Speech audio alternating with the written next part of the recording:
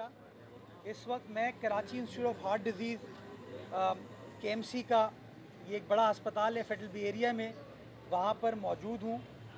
इस अस्पताल की इंतज़ामिया के साथ, इस अस्पताल के डॉक्टर्स के साथ, और मुझे बेहद खुशी होती है आपको बताते हुए कि जो वादा, जो कमिटमेंट हमने कराची की आवाम से की थी कि जो वसाइल हमारे पास होंगे, हमारे इदारों के पास होंगे, हमारे अस्पतालों के पास होंगे, उन वसाइल को हम कराची की आवाम की फ़लाह बहबूद के लिए ख़र्च करेंगे।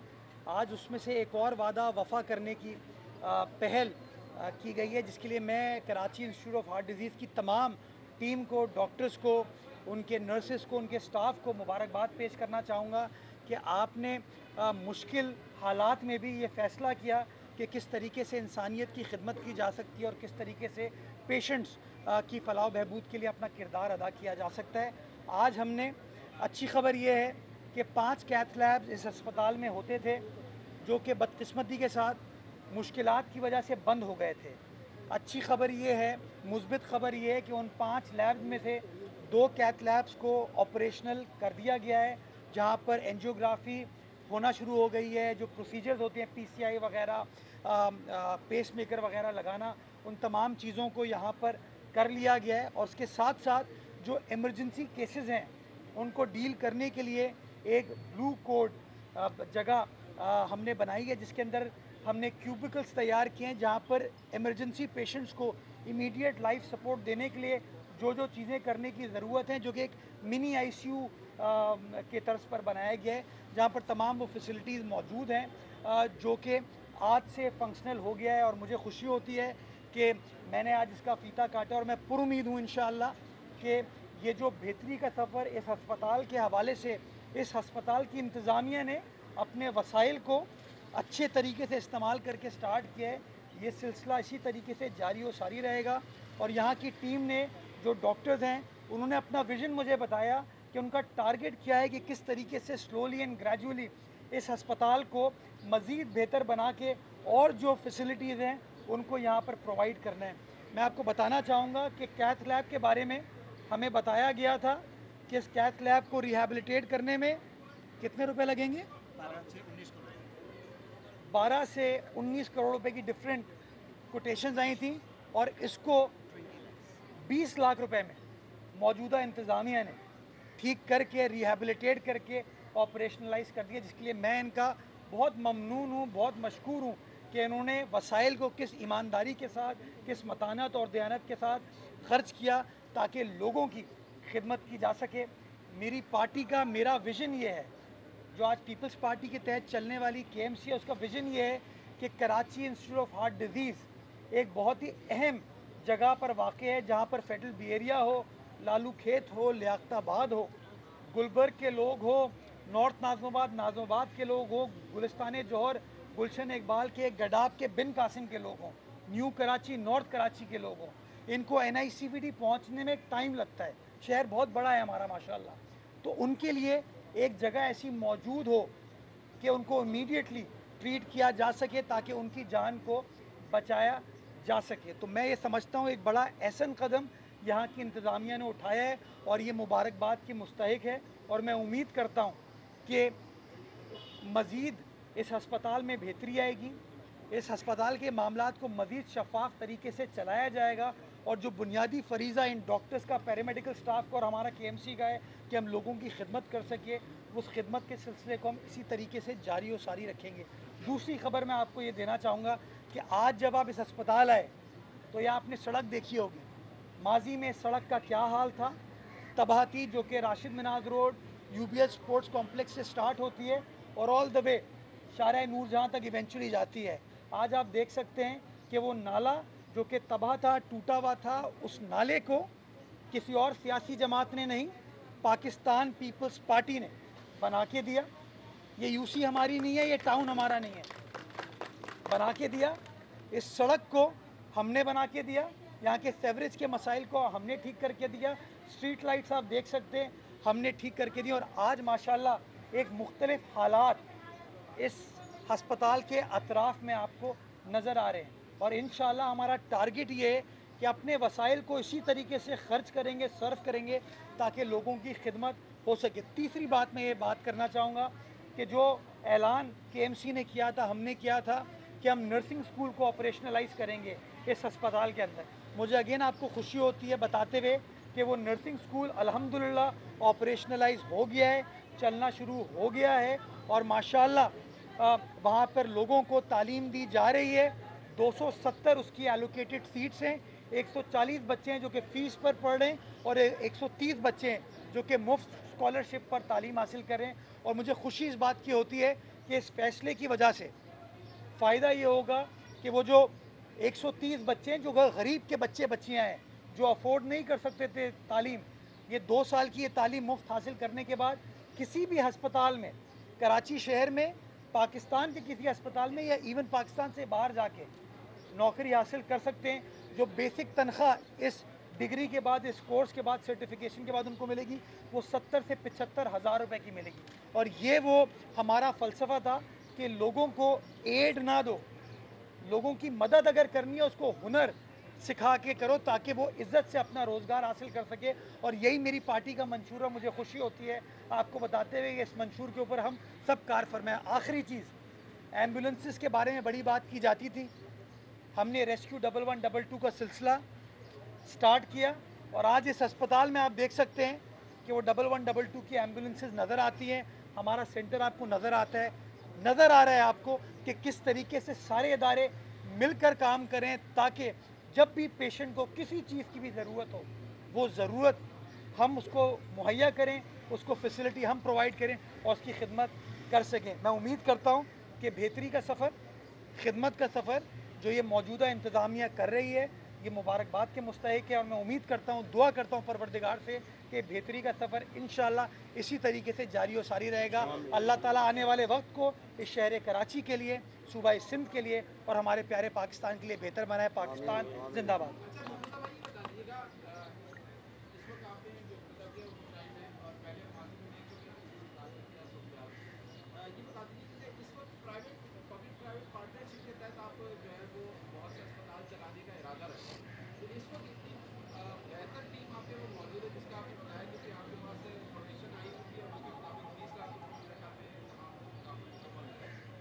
बेहतर टीम होने के बाद भी अब भी आप इरादा रखते हैं कि पब्लिक प्राइवेट पार्टनरशिप की तरफ आप जाएंगे। और दूसरा मेरा सवाल ये कि आप जो है इस वक्त तर्जुमान भी है सिंध गवर्नमेंट के, तो इस वक्त पुरानी इमारतें शहर में बहुत ज़्यादा खतरनाक हालत में आ चुकी हैं, तो उसे तोड़ने के लिए हेरिटेज और SPCA के बड़े मामला चल रहे हैं। तो ये बताइएगा वहाँ पर रहने वाले जो है आज भी खतरनाक सूरत हाल में रह रहे हैं, तो मुतबादल मांगते हैं, तो सिंध हुकूमत के हवाले से क्या है?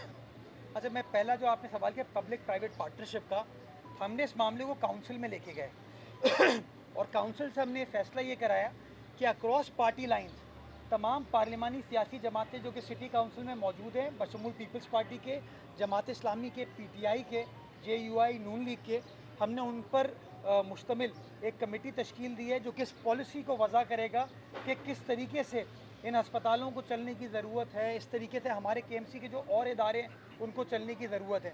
हम प्राइवेटाइज़ करने की बात नहीं कर रहे, हम सिर्फ ये कह रहे हैं कि मैनेजमेंट के अंदर कहीं ना कहीं कोई प्राइवेट लोग भी शामिल हो ताकि हम अपनी एक्सपर्टीज़ को बेहतर बना सकें।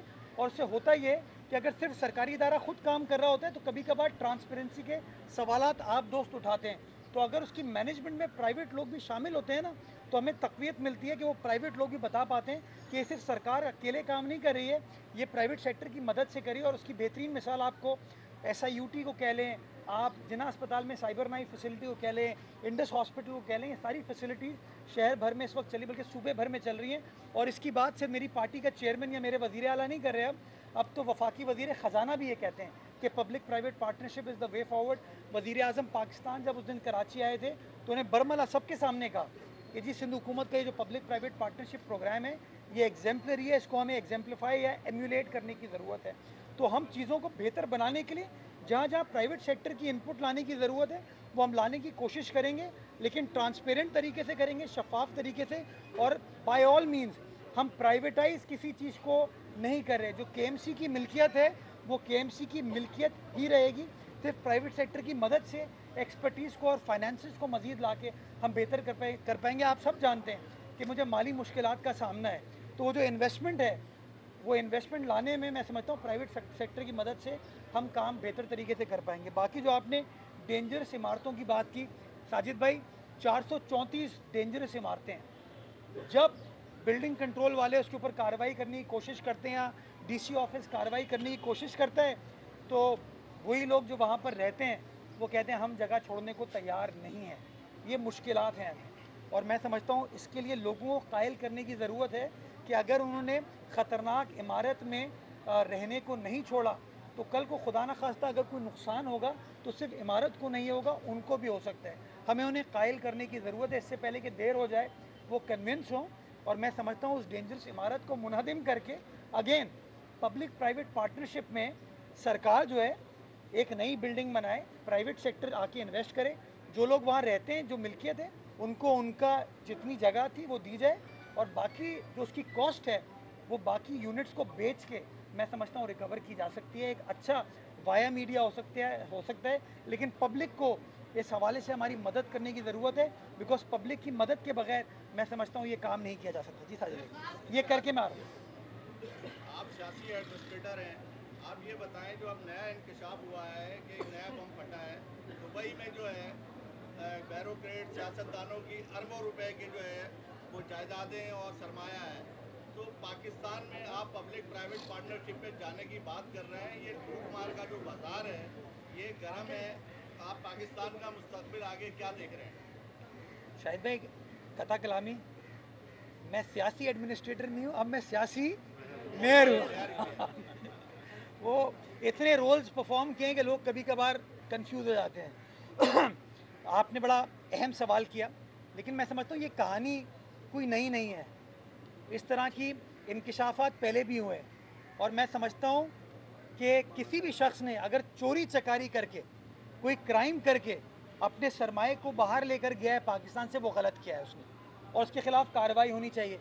लेकिन जिन लोगों ने टैक्स पे करके, जिन लोगों ने अपने गोशवारों में उन चीज़ों को डिक्लेयर करने के बाद अगर वहाँ पर कोई एसेट बनाया है, तो मैं समझता हूँ वो कानून के मुताबिक है, हमें इसको डिफ्रेंशिएट करने की ज़रूरत है।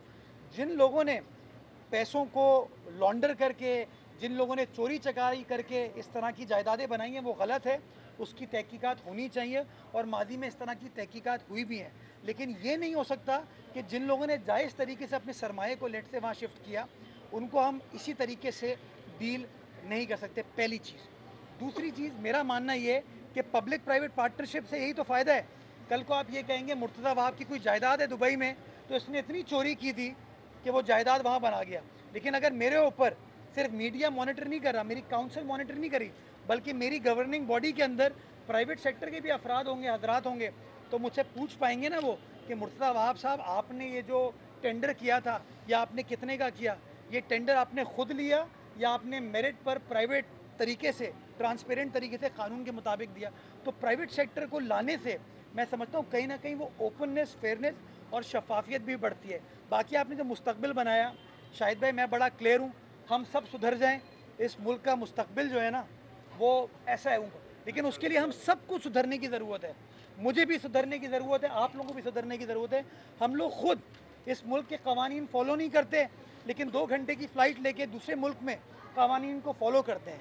हम अपनी सरकारी अमलाक का खुद ख्याल नहीं रखते, लेकिन बाहर जाके हम ऐसे सीधे खड़े हो जाते हैं। तो मैं समझता हूँ हमें थोड़ी सी इस मट्टी से वफा करनी चाहिए, बल्कि थोड़ी नहीं, बहुत कुछ करनी चाहिए। हम इस मट्टी की वजह से बने हैं और इसी मट्टी में हमको जाना है। तो मैं समझता हूँ थोड़े से हम दुरुस्त हो जाए ना, तो मुझे कोई डाउट नहीं है कि अक़ल, शऊर, पोटेंशियल, मईशत, मौसम, फल, ज़राअत, फ़िशिंग, सनत, आईटी, ये जो हमारी ह्यूमन रिसोर्स है, देखें ना, आप दुनिया में यूरोप जाइए अभी आप, वहाँ की जो आबादी है वो कम होती जा रही है और उनकी आबादी बूढ़ी होती जा रही है। उनके पास वर्क फोर्स नहीं है काम करने के लिए। हमारे पास 25 करोड़ लोग हैं, उस 25 करोड़ लोगों में सबसे बड़ा जो नंबर है ना वो नौजवानों का है।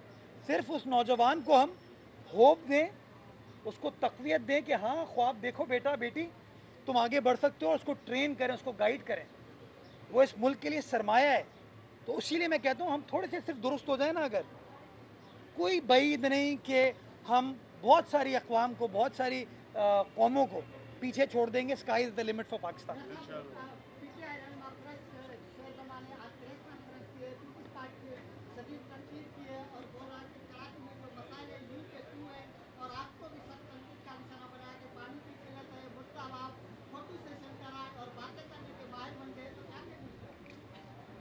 चलो वो उनका काम अब मैं कर रहा हूँ, फ़ोटो सेशन वालों का। वो ट्विटर क्या टिकटॉक, देखो यार, बातें करने से मसाइल हल नहीं होते।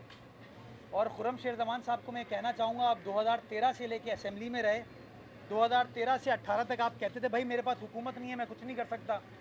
2018 में आपको इक़्तिदार मिल गया, वफाकी हुकूमत, वज़ीर आज़म पाकिस्तान आपको मिल गया। मुल्क की तारीख़ में आपको ये मिसाल नहीं मिलेगी कि अदालत हो, इस्टेब्लिशमेंट हो, हुकूमत हो, सब सेम पेज पे हैं। लेकिन उसके बावजूद आप डिलीवर नहीं कर पाए। आपने कराची वालों को 162 अरब रुपए का चूरन बेचा, 162 रुपये आपने खर्च नहीं किए। अगर मैं गलत कह रहा हूँ मुझे आप प्लीज़ टोक दें। फिर आपके वज़ीर आज़म आए और उन्होंने कराची वालों को कहा मैं 1100 अरब रुपए खर्च करूँगा। लोगों ने कहा वाह क्या वज़ीर आज़म है, वाह। वो 1100 अरब रुपए में से 1100 रुपये खर्च नहीं हुए। 110 रुपए की एक नई प्लैक उन्होंने बाग इब्ने कासिम पर लगा दी, जो कि 1910 में बनाया गया था। आज भी आप जाएंगे ना वहाँ पे कोठारी परेड पे, तो आपको क्या लेडी लॉयड पियर के नाम से 1910 की प्लैक नज़र आएगी। फिर एक प्लैक आपको जनरल मुशर्रफ की नज़र आएगी, और तीसरी प्लैक आपको इमरान खान साहब की नज़र आएगी। हुआ कुछ भी नहीं। तो ये लोग जो है ना, ये बातें करते थे, बातें करते हैं, और इंशाअल्लाह ये बातें ही करते रहेंगे। इनका काम से कोई ताल्लुक़ नहीं है। मैं काम करने की कोशिश कर रहा हूँ। आज अगर मैं यहाँ पर आया हूँ तो प्रेस कॉन्फ्रेंस करने के लिए नहीं आया, एक बंद इदारे को चलाने के लिए आया हूँ। मैं चाहूँ तो आपको अपने दफ्तर में बुला के प्रेस कॉन्फ्रेंस कर सकता हूँ, लेकिन मैं कभी भी आपको ये वाली प्रेस कॉन्फ्रेंसेस नहीं करता जो ये लोग करते हैं। मैं हमेशा किसी इवेंट पे बुलाता हूँ आपको, किसी नई चीज़ की रूनुमाई के लिए बुलाता हूँ, आपको बताने के लिए बुलाता हूँ कि आपकी शहर की इंतज़ामिया क्या काम कर रही है। और पानी के लिए मैंने पिछले दिनों प्रेस कॉन्फ्रेंस की थी वाटर बोर्ड में, मैंने लोगों को बताया, आप भी वहाँ मौजूद थे, आप तमाम लोग मौजूद थे, कि एक नया मंसूबा वाटर बोर्ड की इंतज़ामिया से मंजूर करा के बोर्ड से मैंने सिंध हुकूमत को भेजा है। हब डैम से नई लाइन लेके आएंगे हम लोग। मुझे खुशी होती है बताते हुए कि मेरे वज़ीर आला सिंध ने, मेरे चेयरमैन पीपल्स पार्टी ने, सदर मुमलिकत ने उस प्रोजेक्ट की मंजूरी दी है और कहा है कि सिंध काबीना में उसको पेश किया जाए। 12.5 अरब रुपए की लागत से वो मंसूबा बनेगा, और इंशाअल्लाह कराची शहर के लिए 9 करोड़ 50 लाख गैलन इजाफी पानी डेली हब से, यही पाकिस्तान पीपल्स पार्टी के तहत चलने वाली इंतज़ामिया, ये जियाला मेयर, जियाला डिप्टी मेयर इंशाअल्लाह लेकर आएगा कराची वाले। आपने सड़क की बात की, दो सड़कें हादसे आपने स्टार्ट किए, एक बिना अस्पताल के सामने वाली टूट गई, जाके देखें आप जगह जगह से बैठेंगे। दूसरी आपने हॉस्पिटल सड़क हमने के आपने स्टार्ट किया, आप शायद उसके बाद दोबारा गुजरे नहीं, वो भी जगह जगह से टूट गई है। तो ये कौन सी तरक्की है, जो कौन लोग हैं जो आपकी तरक्की की रुकावट में जो है रुकावट बन रही है? मैं शफकत आपके साथ चलता हूँ, ऐसा करते हैं साथ चलते हैं। मैं पिछले दिनों अभी हॉक्सबे की तरफ गया था, मुझे तो सड़क टूटी हुई नज़र नहीं आई, कहीं वेयर एंड टेयर हो जाती है, अगर उसकी वजह से कोई चीज़ हुई है तो उसको हाजिर सर हाजिर, मैं आप हम साथ चलेंगे, हम साथ चलेंगे। अगर उसके अंदर कोई ऐसी चीज़ है खामी, उसको एड्रेस कर लिया जाएगा। बाकी जो आपने जिना अस्पताल के सामने का, वो कराची कैंटोनमेंट का एरिया है, हमने मेहरबानी की, हमने कहा कि हम उस रोड को बना के देंगे, क्योंकि पाकिस्तान भर से पेशेंट्स उस सड़क पर आते हैं। वो सड़क अभी रिसेंटली मेरे ख्याल में अगस्त या सितंबर में उसका इफ्तिताह किया गया था। उस सड़क को जाके मैं देख लेता हूँ, अगर उसके अंदर कोई खामी है, अगेन उस खामी को एड्रेस कर लिया जाएगा। कोई ऐसी चीज़ नहीं है। उसमें साइड में एक जगह थी जहाँ कचरा कुंडी थी, उस कचरा कुंडी के ऊपर जब ये कचरा उठाते थे ना उसके साथ शवल के साथ, तो जो शवल रोड पे लगता था उससे नुकसान पहुंच रहा था। वो मेरे नोटिस में आई थी, मैंने विजिट किया था, उसको हमने एड्रेस करवा लिया था। अगर लेटेस्ट कोई चीज़ हुई है उसको भी देख लेंगे, उस मामले को इंशाल्लाह हल करा लेंगे। ये सीनियर है, ये काजी साहब से करके मैं आ रहा हूँ, आ रहा सबसे पूछूँ।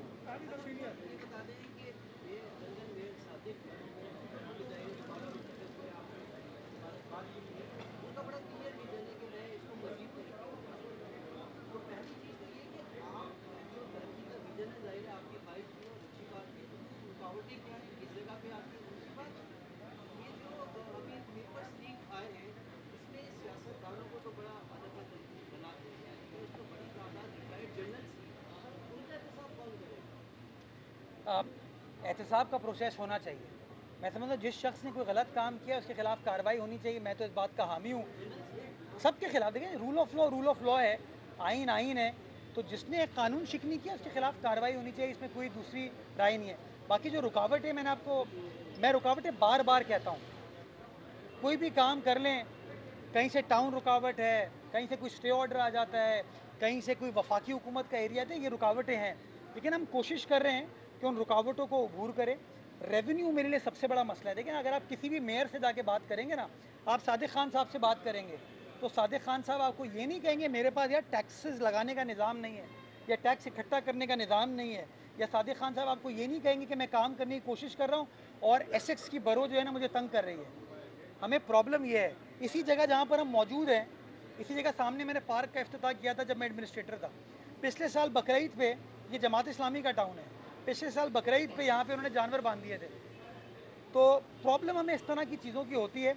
आप यकीन जाने मुझे कभी कभी बड़ा दुख होता है, वज़ीर आज़म, वज़ीर आला हो, चीफ सेक्रेटरी हो, मीडिया हो, जजेस हो, वो सवाल सिर्फ मेयर से करते हैं, लेकिन आवाम भी मेयर से सवाल पूछे, कोई देखता नहीं। अब मैं कहीं कोई सड़क बनाता हूँ ना, मुझे लोग कहते हैं यार मुर्तज़ा भाई न्यू कराची के अंदर की सड़क जाके देखें। मुझे लोग कहते हैं मुर्तज़ा भाई ज़रा आप जाके महमूदाबाद के अंदर की सड़कें देखें। मुझे लोग कहते हैं मुर्तज़ा भाई आप रामस्वामी के अंदर की सड़क देखें।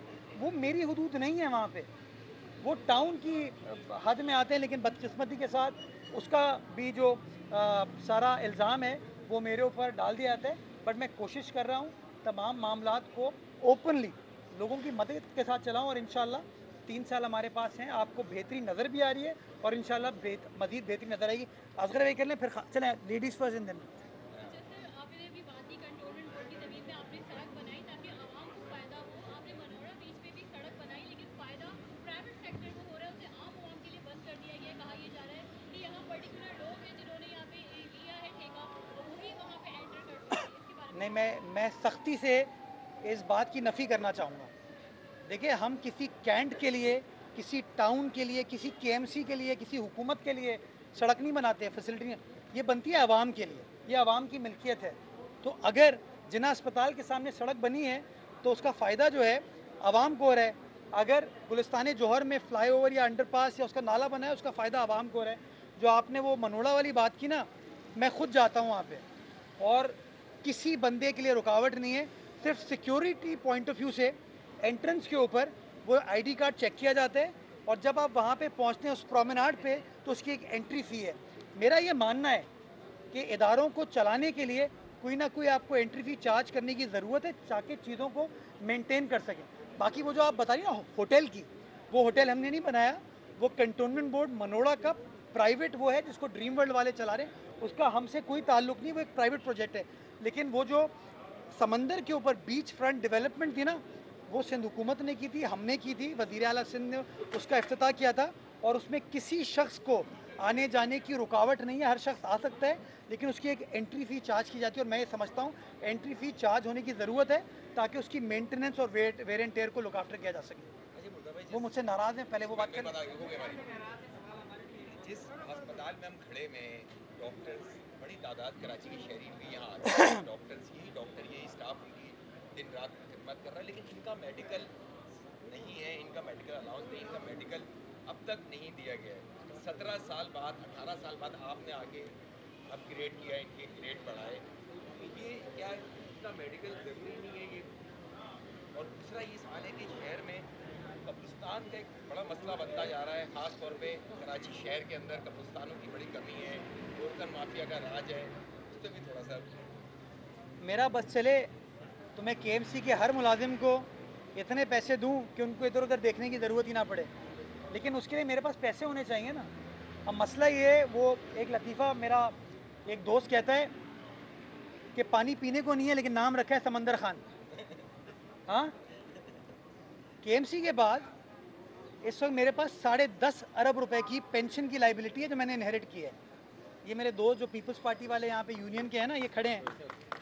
बेसिक मुतालबा इन लोगों का ये है कि हमारे जो रिटायर्ड मुलाजमीन है ना, उनके 10.5 अरब रुपए के वाजिबात पे किए जाए। मुझे तकलीफ़ होती है जब लोग सिफारिशें कराते हैं कि उनको पेंशन जो उनका हक है, ग्रेजुटी जो कि उनका हक है, उसके उनको सिफारिश करनी पड़ती है। लेकिन मेरी दिक्कत ये है कि मेरे पास वो हाल KMC का इन लोगों ने ये कर दिया, हमसे पहले वालों ने, कि कुछ छोड़ा नहीं है। हम कोशिश करें उन मामलात को ठीक करने का, और यकीन जाने वो मामलात बेहतरी की तरफ जा रहे हैं, और जब बेहतर हो जाएंगे ना तो उसके अंदर मैं जहाँ डेवलपमेंट का ख्याल रखूँगा, इंफ्रास्ट्रक्चर का ख्याल रखूँ, उसके साथ साथ जो हमारे मुलाजमीन है ना उनको भी इंसेंटिव देने के लिए जो जो करने की ज़रूरत है इंशाल्लाह वो चीज़ भी की जाएगी। दूसरा सवाल आपका क्या था? कब्रिस्तान की कमी है और गोरकन का और माफियाज का राज है, इसको हम हल करने की कोशिश कर रहे हैं। हमें किमाड़ी की जगह एक नया कब्रिस्तान मिला है 50 एकड़ पर, उसको हम डेवलप करने की कोशिश कर रहे हैं, और कोशिश करूँगा जल्दी उसके ऊपर काम स्टार्ट हो जाए ताकि डेवलपमेंट की जाए जा सके। इसके साथ साथ मैंने अपने ग्रेवयार्ड डिपार्टमेंट को ये भी कहा है कि आप उलमाए कराम से बात करें कि हमारे यहाँ ज़मीन कम होती जा रही है। अभी क्या होता है, गोरखन उसी कब्र के अंदर और लोगों को तदफीन करते हैं, जब देखता है वहाँ कोई बंदा नहीं आ रहा, तो क्यों ना कोई ऐसी पॉलिसी उलमाए कराम की गाइडेंस से, शरीयत के ऐन मुताबिक ऐसी बनाई जाए कि कब्रिस्तान के अंदर भी उसकी मल्टीपल यूज़ की कोई ना कोई हम स्ट्रेटजी या पॉलिसी बना सकें। तो मैंने ग्रेवयार्ड डिपार्टमेंट को ये कहा है कि वो उनसे रुजू करें, उनसे बात करें, और उलमाए कराम की गाइडेंस के बाद हम इस मामले को हल करें। Last question.